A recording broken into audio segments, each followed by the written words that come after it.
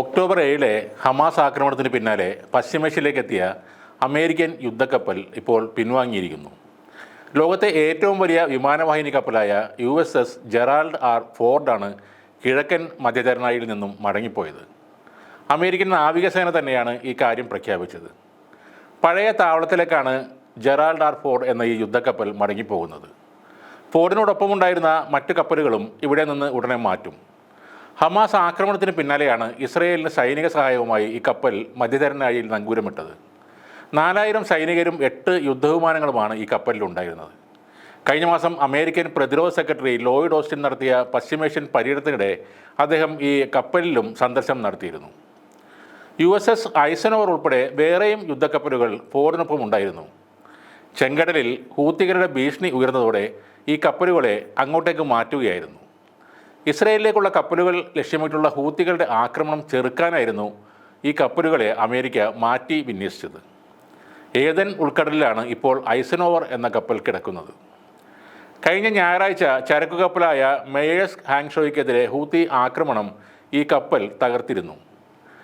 മേയേഴ്സ്കിനെ ആക്രമിച്ച 4 ഹൂത്തി ബോട്ടുകളിൽ 3 എണ്ണം ഈ കപ്പലിലെ ഹെലികോപ്റ്ററുകൾ ഉപയോഗിച്ച് വെടിവെക്കുകയായിരുന്നു. ഈ മേഖലയിലെ സ്ഥിതിഗതികൾ തങ്ങളുടെ പ്രതിരോധ വിഭാഗം വിലയിരുത്തി വരികയാണെന്നാണ് അമേരിക്കൻ നാവികസേന പറയുന്നത്.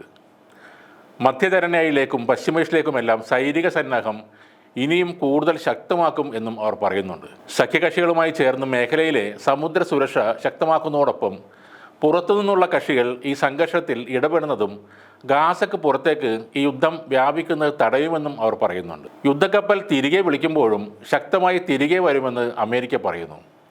അതുപോലെ തന്നെയാണ് ഗാസയിൽ നിന്ന് ആയിരക്കണക്കിന് തങ്ങളുടെ സൈനികരെ തിരിച്ചുവിളിച്ച ശേഷം ഇസ്രയേൽ പറയുന്നത്. ഇസ്രയേലിൻ്റെ ഡിഫൻസ് ഫോഴ്സ് പറയുന്നത് യുദ്ധം പെട്ടെന്ന് തീരില്ലെന്നും തങ്ങൾ ശക്തമായി തിരികെ വരുമെന്നാണ്. അവരുടെ അഡ്മിറൽ ഡാനിയേൽ ഹഗാരിയാണ് കഴിഞ്ഞ ദിവസം ഈ കാര്യം പറഞ്ഞത്. കൂടുതൽ ശക്തി സംഭരിക്കാനാണ് ഈ പിന്മാറ്റമെന്നാണ് അവർ പറയുന്നത്. രൂക്ഷമായിക്കൊണ്ടിരിക്കുന്ന ഒരു യുദ്ധരംഗത്ത് നിന്നുള്ള പിന്മാറ്റം എന്ന് പറയുന്നത് അവരുടെ പരാജയം സമ്മതിക്കുന്നത് പോലെ തന്നെയാണ്. തിരികെ വരാനാണെങ്കിൽ കൂടുതൽ സൈനികരെയും മറ്റും ഇറക്കിയാൽ പോരെ. നിലവിൽ ശക്തമായ തിരിച്ചടി കിട്ടുന്നത് കൊണ്ട് തന്നെയാണ് അമേരിക്കയും ഇസ്രയേലും തങ്ങളുടെ യുദ്ധക്കപ്പലും സൈന്യത്തെയും പിൻവലിക്കുന്നത്. ഇപ്പോൾ ഹമാസ് നേതാവായിരുന്ന അറൂരിയുടെ വധത്തോട് വലിയൊരു ആക്രമണം തന്നെയാണ് അമേരിക്കയും ഇസ്രയേലും പ്രതീക്ഷിക്കുന്നത്. അതെല്ലാം കണ്ടുകൊണ്ട് തന്നെയാവണം ഇത്തരം പിന്മാറ്റങ്ങൾ.